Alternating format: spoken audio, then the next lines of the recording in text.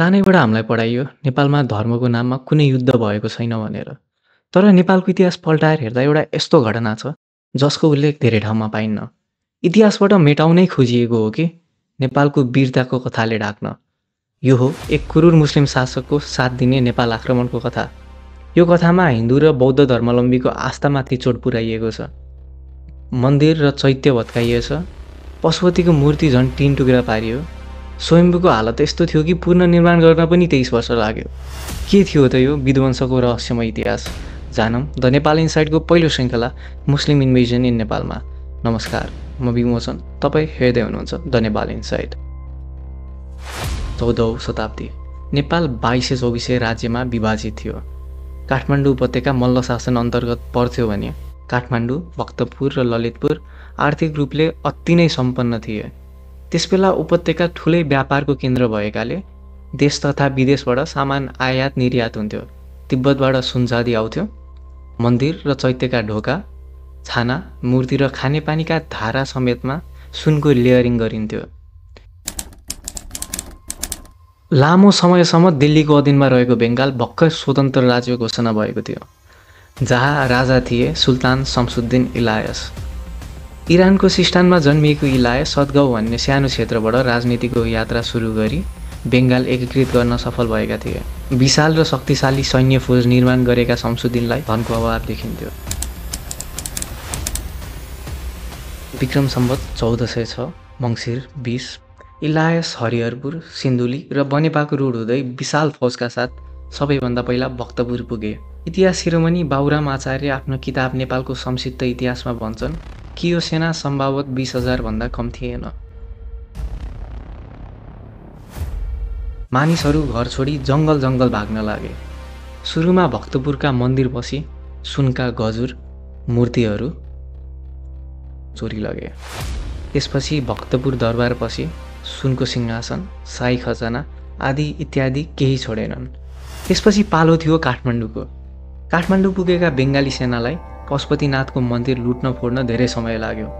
सुरुमा त मन्दिरपछि मूर्ति फोड्न गए। शिवको पञ्चमुखी लिङ्गम 3 टुक्रा बनाए। त्यहाँ रहेका सुनचाँदी र बहुमूल्य धातु सबै चोरे। सबै लुटेपछि संरचना पालो भत्काए। त्यसपछि पालो थियो स्वयम्भूको। बङ्गाली सेनाले स्वयम्भूको डाँडा घेरा हाले। सुरुमा त मुख्य चैत्य भत्काए। सुनको छाना, पूजा र दान दक्षिणाका सामग्रीहरू लुटे। यो शमसुद्दिनको आक्रमण र लुटपाटको घटना स्वयम्भूको शिलालेखमा पनि उल्लेख गरिएको छ। ललितपुर पनि त्यस्तै भयो। पुनर्निर्माण गर्दा शमसुद्दिनले आक्रमण गरेको कुरा पिम्बाहालको शिलालेखमा उल्लेख गरिएको छ। घरहरू जलाइयो, बजारमा लुटपाट गरियो। त्यसबेलाको मन्दिर चैत्य कुनै पनि छोडेनन्। यतिसम्म हुँदा नि नेपाली सैनिकहरू कसरी सामना गरे भन्ने कतै उल्लेख छैन। तर अवस्था हेर्दा सैनिकहरू दही जमाएर बसेझै देखिन्छ। तराईका बेङ्गालले काठमाडौँको जाडो खप्न नसकेर हो कि वरिपरिको राज्यको डरले हो कि यो आक्रमण 7 दिनसम्म मात्रै सीमित रह्यो।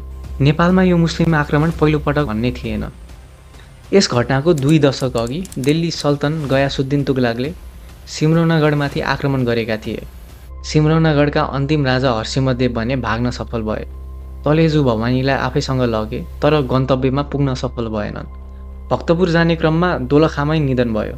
बेङ्गाल र ओडिसाका 7औं नवाब मीर कसिमले पनि नेपालमाथि आक्रमण गरेका थिए। गुर्गिन खानलाई नेपालमा आक्रमण गर्न आदेश दिए। मकवानपुरको 1/3 भूभाग त कब्जा गरे, तर धेरै बेल पाइला टिकाउन सकेनन्। यही थियो इतिहास। इतिहास साँची छ। जब पनि कुनै मुस्लिम शासकहरूले अरूको धर्मको राज्यमा आक्रमण गरेका छन्, आस्थामाथि चोट पुर्याएकै छन्। चाहे त्यो औरङ्गजेबले मन्दिर फोड्नुहोस्, खिलजीले नालन्दा जलाउनुहोस्, शमसुद्दिनले मूर्ति फोड्नुहोस्, मुस्लिम शासक प्राय क्रूर नै मानिन्छन्। क्षति यस्तो थियो कि पशुपतिनाथ पुनर्निर्माण गर्न नि 11 वर्ष लाग्यो र स्वयम्भू 23। कतिपय ऐतिहासिक मन्दिर त यही घटनासँगै हराए। सबभन्दा ठुलो प्रश्न त नेपालको यस्तो कालो दिनलाई इतिहासको पानामा धेरै उल्लेख किन गरिएन? आधार नभएर हो कि? सायद लुकाउन खोजिएको हो कि?